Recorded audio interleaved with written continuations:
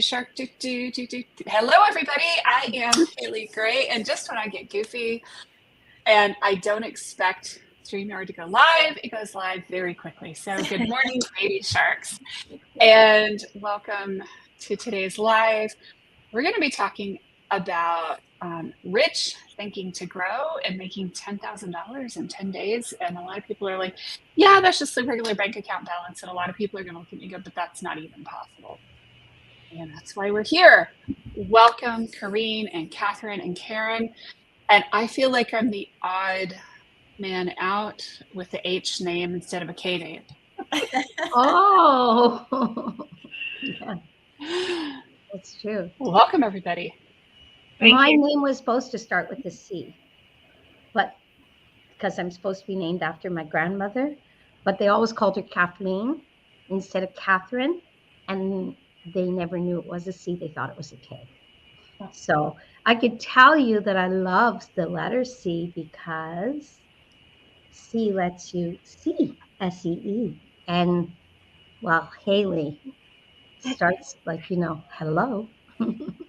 So thank you. Yeah. Yep. It's pretty exciting. I almost got named Cornelia. I love that name. I've never heard that name. Great grandmother's name, Cornelia. Yeah. So yeah, I'll take the Haley though. Cornelia would have been a little bit harder to deal with as a child. Well, talking about that, as a child, we're teased about our names. I remember choosing the name. Well, it was an easy one for my son, but when everybody wanted to volunteer their opinion on what his name could be, it was always like, you have to worry that he's going to get teased. Well, we don't have to worry because he's going to be named after my grandfather and the name William, David William Lewis. But Katherine, sorry. I was going to say when I have 4 children, and when I said the same thing, we have to make sure they won't get teased when we were picking names. Meanwhile, my last name, thanks to my husband, has Wart in it. So I was like, guaranteed they're going to get teased regardless of what their first name is. So we kind of went off track a little bit. But anyway, sorry to interrupt you. No, you didn't. And it's actually on point because it's what happens to somebody when they're teased. It becomes a thought in their subconscious that they're not even aware of. And later, like I never realized that I was not very tall until I was 36 and somebody made me aware of it. Like my 2 friends were 5'9" and 10, and I was 4'11". So you could just imagine standing between them. And you think that I would be affected? No, because my mother made me feel like I was a giant. So what do you mean I'm short? Serious? All in the thoughts, right? So I'm excited to dive in and talk about this. I'm really, for the first time, for anybody that hasn't read this book, I haven't read this book. I am reading it along this journey that I'm on with Katherine and Karen right now. And they've been, well, they'll talk about it a little bit too, but we're talking about this book today and about desire, the chapter on desire, right? Katherine and Karen and Haley too. You're on this journey with us. Yeah, that's the one. And last week we left off, and Karen, maybe you can reference, we didn't get to go into that 50-cent lesson, which is such an important one. Yeah, for sure. So we're talking about the 50-cent lesson in persistence, and it has to do with Mr. Darby. And there was a young girl who was one of the people who was in his community, I can't even think of what it's called. She came into his workshop and she wanted 50 cents for her mother. Her mother needed that 50 cents. And in those days, in 1937, there was not going to be a child who was going to come and insist to a man of affluence and a man of authority that she was going to get his 50 cents and she wasn't going to be leaving with it. That was very, very cheeky. And she was extremely determined, and she would not leave without the 50 cents. So she first asked him, I need that 50 cents for my mama. And he said, yeah, I'll get it to you. And she kept standing there and she waited. And then she became more insistent and more demanding until finally he gave her the 50 cents so that she would leave. again, in those days, that's not how things happened, and that's not how things went. So it was really a great lesson in persistence, and it also was a great way to show the example that no doesn't always necessarily mean no, and anybody in sales knows that as well. You know, the line that I love the most is, the child took the money and slowly backed towards the door, never taking her eyes off the man whom she had just conquered. Wow. I love that. Yes. It's a great line. And, you know, and Ford said, you know, Ford wanted that motor, and well, can't do it. And we can think of John F. Kennedy going to the moon, and it didn't work that way. Produce it anyway. And stay on the job until you succeed, no matter how much time is required. And Yeah. that's very important for us right now, because like Nike's tagline, just do it. Like, it's a no-brainer. Haley's running a 10K challenge. And like, really, well, I don't think I can make 10K, or I'm already doing that. I don't care what your state is right now. The truth is, I've done it before. Well, no matter what you've done, you haven't done it the same way as Right. you're going to do it Monday. You move the dial forward. Move the dial, right? And it speaks to that, the persistence, because somebody say, oh, I've been trying. Perfect. Then you're right on track. Keep trying. Like, you know, you're just beginning is what it really is about. So, Haley, you may want to talk to the 10K before we move on to what Henley said. Yeah. I mean, it's a 10-day challenge, and we're challenging you to make $10,000 in 10 days. And a lot of people are like, what? We give you a lot of the tools. We work with you on your product and your sales offerings. We offer accountability, you know, some coaching, some networking to help you meet people, all the things that are going to help you move the needle forward. And, you know, even if you don't make $10,000, you're going to either put a foundation in place to be able to do it next time, or you're going to make more money than you would otherwise, because there's so many of these components already here waiting for you. And I want to share that with my cup, by the way, because this is exactly what you think you become.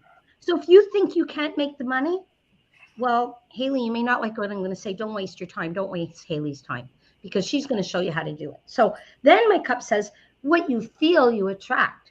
You're in the right room, eh? If you feel you can do it, you show up, you'll attract it, because they're going to help you. And what you imagine, you create. And it's, you know, that's what we talk about all the time at Sage. Imagination, creating. Mm-hmm. Can I just add two things there before we move on to our next point? Haley, just before we got on here, you said that two things that were really important. One, how much does your 10K in 10 days cost people? Nothing. I think it's free. It's free. Like, it's crazy. You get 10 days worth of guidance for free. Like, it is unheard of. And then the other thing that's unheard of is we often get told, you know, oh, if you just do this, you'll make this amount of money. And sometimes you think, well, does it really happen? Do people really do it? And you have the answer from your experience of doing this 10K in 10 days. What have you heard? So, you know, it's really interesting. The people that participated last time all made money, or put foundations in place to make money, like completely changing their business model, Kim. And then, you know, there were a number of people. We had about 20 or 30 people in the last challenge that actually made $10,000 in 10 days. And given that we only had about 150 people registered and only about 75 participating, the fact that we had that high of a percentage of people actually hit the goal or go flying past it was amazing. It's amazing. Congratulations. You have affected people's lives that way. That's amazing. Thank you. And you know what? Make more money. Thinking, right? Like, for me, it's all about thinking. And I feel we're going to talk about the challenge again in a couple of minutes. I think somebody's asking what the challenge is, and we're going to talk It's about a 10-day 10K challenge. Yeah. 10K. You can find it at wen.org, WEN.org. While we're talking. No, not WEN. No. Women's Entrepreneur Network. Sorry, it was my shorthand in my notes. Sorry about that. Women's Entrepreneur Network.org. So and then / 10-day 10K is the link. Or I've posted it in the chat. Awesome. You know, it's very interesting because what we're going to talk about today is a dollar value, setting a dollar value. So it's interesting that we're talking about the 10K 10-day, because before we leave this morning, we will be sharing that philosophy from Napoleon Hill. So, you know, Henley wrote, "We are the master of our fate, the captains of our soul, because we have the power to control our thoughts." That's very powerful. We must magnetize our minds with intense desire for riches, that we must become money conscious. And what Haley's bringing, and people are very uncomfortable with. I know I did a challenge with Karine at Sage, and what we did was fall in love with money. So if you're sitting here right now, I'm going to hint for you. I love $10,000. I love $10,000. I would love that in my bank account. If I have $1 million or if I have $1, doesn't matter, because I'm money conscious and I love money, and there's nothing wrong with money. So, you know, 10-day 10K. If you're at 10K, start thinking about a bigger amount of money. Whatever your number is irrelevant, and we'll go into that in a few minutes. But what are your thoughts? Do you think you're a king or a queen? Do you think you're deserving of $10,000? Do you think you deserve that? Do you think you deserve $1 million? Or do you think you get what you deserve, and what you think you deserve is $1? Wow, that's a mouthful. Maybe somebody else can share with that on. Well, I think you're getting to the part about how Napoleon Hill said that he wrote about people whose their thoughts were as if they were kings. It's kind of that my tattoo that I have on my wrist, which is live as if. So you want to embrace that mentality that you already have these things, right? Yeah, to be money conscious is the mind has become so thoroughly saturated with the desire for money that one can see oneself already in possession of it. So that's exactly what you're saying, Karine. That's a quote from the book, by the way. And that's what it is. Like, the book we're referring to is Think and Grow Rich. And I really don't want to get off track and talk about the journey. Next week, we can talk about the journey that I'm on. Really, today, it's about money conscious, knowing what you want, and not missing opportunities when they fly by you. And this one, I'd love to know the excuses why you can't participate in it. Like, that would be great. So say, oh, I don't have the time. No, you can't afford not to have the time. Oh, I don't have the money. Well, it's free. Oh, I don't. It's happening when I'm not available. I'll use another common one that I hear, which is I'm not ready. I don't have everything. And this is one of my favorite things that I've learned from Karen. What's it called, Karen? It's messy. Messy action. Messy action. Thank you. That's how new it is, this concept to me. I can't quite remember the concept's name, but basically I was one of those people where I was like, I'm not ready because I don't have everything. I don't have my office. It's not organized yet. I don't have all my notebooks perfectly figured out as to how I'm going to, keep track of all of my progress. I don't have the back end ready. I don't have my website ready. I don't have I'm not ready. And that is like the greatest excuse, because you can always have it. But until you just accept you're going to take messy action, might not be perfect, but you're going to actually move forward towards your goal. Yeah. And even baby steps is moving forward. Right. Just tiny little steps. Some days you're going to move forward in leaps and bounds, and other days you're going to feel like, no, I got to crawl today. And that's okay. So did any of us read the book is the question. Haley, what's the journey I'm on? Maybe you could share that with people, because, of course, yeah. Read it. I guess I have to show the book, eh? You have to show the book now. Have I read the book? This is the 1960 version. I'm 64. I was introduced to it in my 20s. And I didn't want to read it when I was in my 20s because it's small print and I was wasting time because I was in a commission job and I did not feel it was worth it. But the truth is, I thought I knew it. I thought I knew what was there. And I read the Law of Success. And now I can't believe the journey. I can't. Katherine, how many times have you read it, do you think? This one I probably read 10 times, and I'm glad I don't read this one anymore because the print is so small. This one I bought 3 years ago when I founded the book club, and I can tell you it's fallen apart already. I probably read in book club, we've read it 3-4 times? Yes. Okay, just in book club. And Katherine also is going through certification with the Napoleon Hill Foundation. Yeah. And you know what? I'm not studying Think and Grow Rich. And I can't wait till we do our goal setting. Somewhere in the fall, we're going to do a goal setting workshop. And Haley, I think I'd like to talk to you further on it because I know Carrie does goal setting. I know you do goal setting. I know a lot of people do goal setting. My mouth is, I am today studying. That's what I do. And I study at least 2 hours a day, the Napoleon Hill. I have an exam to write. So I'm really up against the clock to write that exam. But I will say that they take the 17 principles of success that is part of the positive mental attitude certification process for Napoleon Hill in Wise, Virginia.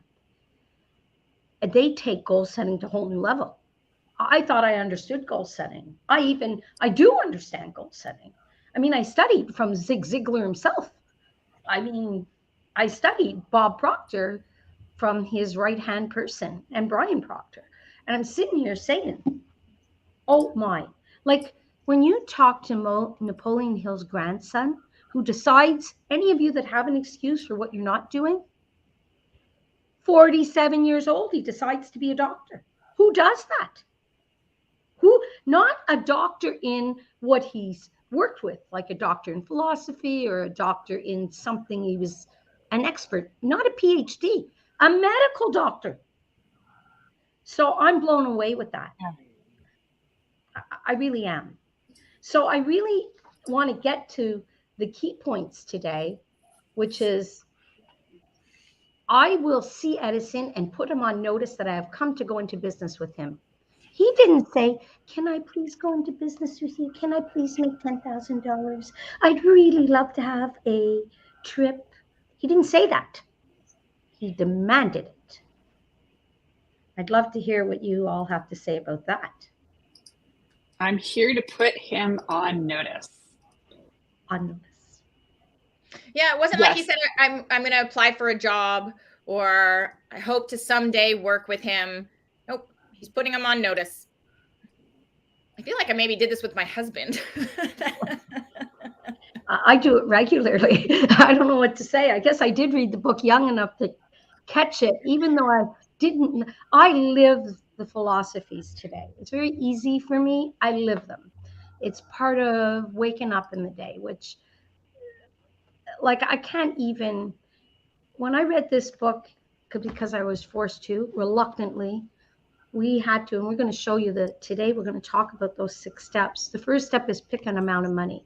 Haley's doing a similar thing. She's saying 10K. She could have said 100K. She could have said 1K. She picked that number for whatever reason. But you know what? I was told and I had to come up with a number. So I want you to imagine being 26 years old in a room full of men in commercial real estate. Weren't very many women. The only other woman was my partner, my sister in real estate. I've been in real estate for over 35 years. And we walk in the room and they're telling us what we're going to do. I have a little bit of attitude. I have no problem with the demand part. Learned that young. But I do have a problem, have to read this fine print. Waste of time, not going to make money for me when I'm on commission. I fought. I read. I had to say, pick a number. So I want you to imagine the attitude. Okay, I'll pick a number, $50,000. I didn't pick 50 to start with. I picked a lower number and the guy said, you're in real estate. Where are you getting that number from? I said, well, it's 6 months. How am I going to make that? Pick a number. Okay, 50,000. And you know what? 6 months to the day, I had $50,000 in my bank account. I mean, remember what I said. First off, I'm 64. So my 50,000 was a lot of money. And remember, I did it reluctantly and I was only 26 years old in a brand new job. So if I could do that, I'm wondering what all these entrepreneurs in this community is going to do. But you know what? It was a thought that I had to implant in my mind. Mm-hmm. Karen, I think you have something you can add on that. Well, I mean, I think we were going to talk also about burning your bridges behind you and saying there is just forward and no backwards. Just because you just want to go forward and there is no backwards doesn't mean that you have to quit your day job, and doesn't mean that you have to stop whatever you're doing. If your day job is what puts money on the table for you and for your family and supports your life, then you can still work towards the other goal at the same time. But there's still no going backwards. If that's your goal, you want your money goal. So if you have a day job and you're working towards opening your own business or starting your own business, that day job or that other regular salary that you have may be the means and the tool that you have to get you courses or to finance your other business temporarily. So all of this doesn't mean that you have to stop something else. It just means burn your bridges behind you and don't go backwards. Keep pushing forward. Right. But at the same time, don't necessarily go making really stupid decisions. Correct. Like jumping off the side of a cliff and hoping that you'll figure out how to get that parachute on your back. Well, for some people that might be a good way, but I that's not what I recommend. I mean, I do it to some extent, but it's usually like a short cliff where I'll survive the fall. Yeah, calculated risk. And I think everybody kind of has their way and everybody knows themselves. And for some people that may be fantastic, but when you've got commitments and you have a family to feed, you don't want to put those things in peril either. So that's pretty important to keep in mind. I think that's a great message, because there's a lot of people that has an entrepreneur they start, it's a side gig or it's something they hope to be big, and they hear from a consultant maybe, or they read the book and they misinterpret something, positive thinking and the law of attraction.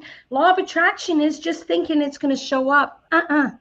Law of attraction is only part of a second law, which is the primary law, as Bob Proctor teaches well, was the law of vibration, which is the law of action, right?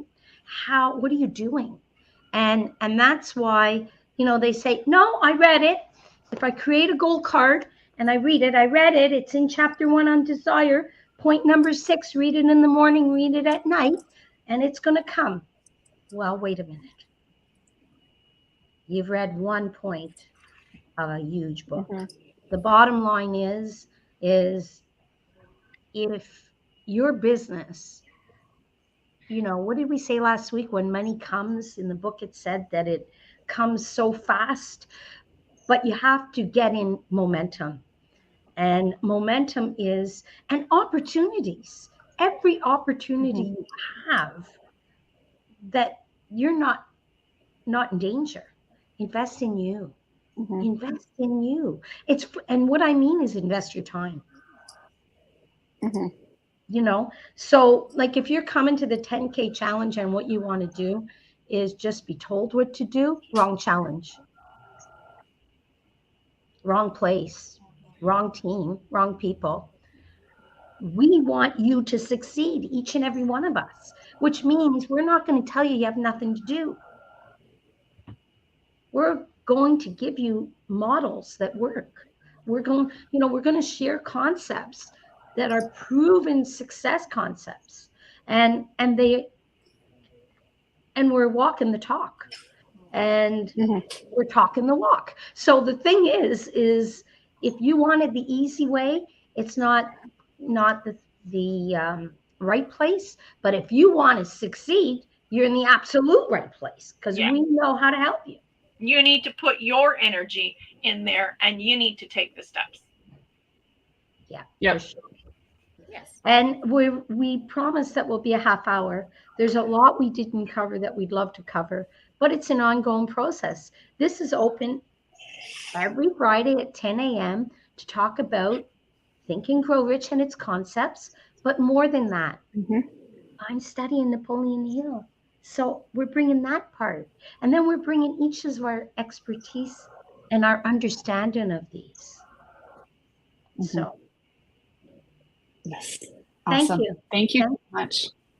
Well, Thank you, guys. Wait. Anybody have anything to finally say?